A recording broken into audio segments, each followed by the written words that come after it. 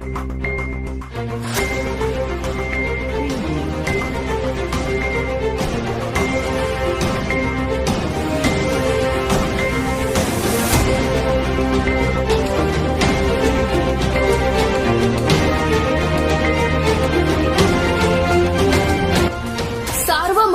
News Maharashtra राज्यात नुकतेच राज्य सरकारकडून लाडकी बहीण या योजनेत एका कुटुंबातील 2 महिलांना लाभ मिळणार असल्याचा तारांकित प्रश्न उपमुख्यमंत्री देवेंद्र फडणवीस यांनी विधानसभेत मांडला।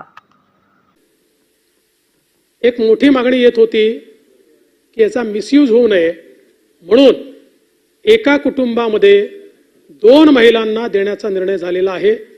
एक विवाहित असेल तर एक अविवाहितला देखील देण्याचा निर्णय त्या ठिकाणी झालेला आहे। त्याच्यामुळे याच्यात कुठली डिस्पॅरिटी किंवा आम्ही कुटुंब नियोजन करून चूक केली का असा जो सवाल येतो त्या सवालाचं देखील उत्तर हे या प्रश्नाच्या माध्यमातून आपण दिलेलं आहे। यासोबत आपल्याला